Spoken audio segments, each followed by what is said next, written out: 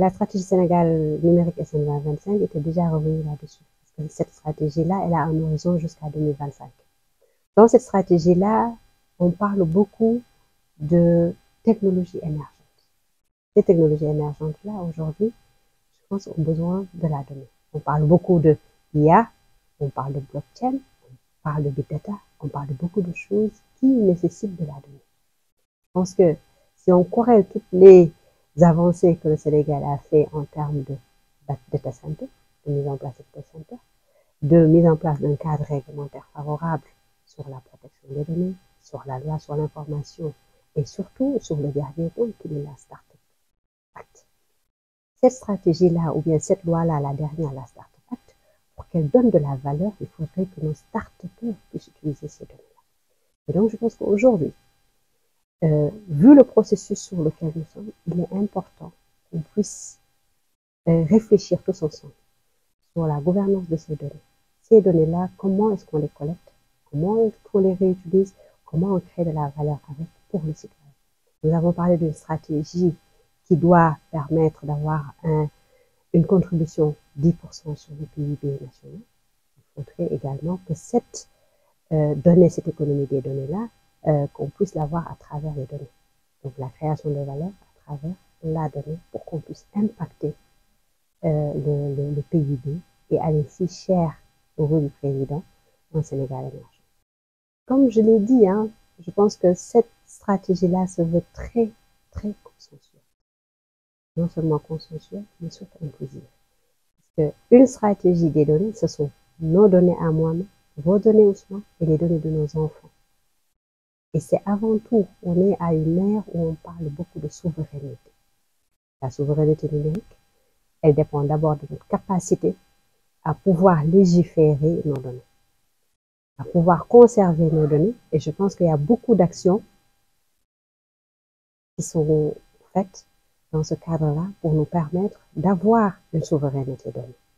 Mais tout en le sachant, quand on parle de souveraineté des données, il faut aussi voir souveraineté des données face à la problématique de la mondialisation, face à ce que nous sommes en train de faire dans les réseaux sociaux, face à la quantité de données que nous créons tous les jours.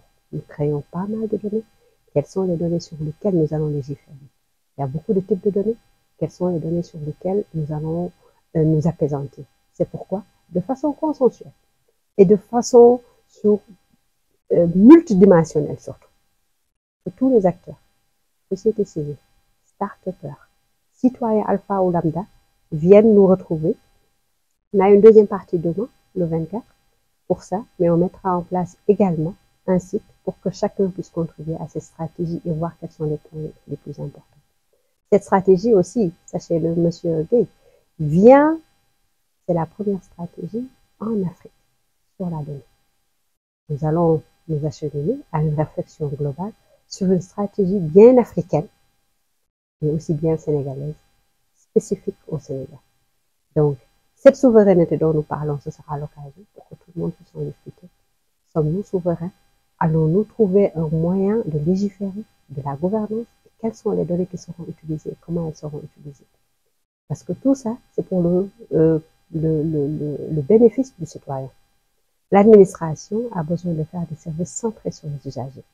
Ces usagers-là, pour faire des politiques propres à ces usagers-là, il faudrait forcément qu'on connaisse leur comportement. Comment ils se comportent? De quoi est-ce qu'ils ont besoin? Comment est-ce qu'ils appréhendent les services publics? Et comment leur fournir un service centré et un service personnalisé pour chaque usager?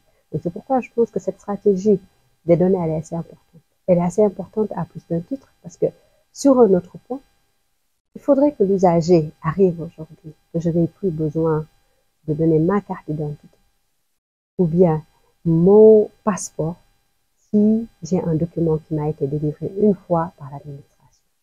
Le concept d'être donné une fois, nous ne pourrons le faire que si dans l'administration nous échangeons les données, si également nous pouvons nous rendre compte de ces données-là sont sécures. Il faudrait que chacun se fasse confiance, qu'il n'y ait plus je suis détenteur de la donnée. Une lecture multiple, un écrivain unique, avec des données partagées.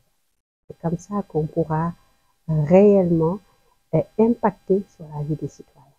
L'autre point également qui est important pour cette économie de données, monsieur Guy, c'est de revenir un peu sur ces données-là, les applications que nous allons faire pour les citoyens.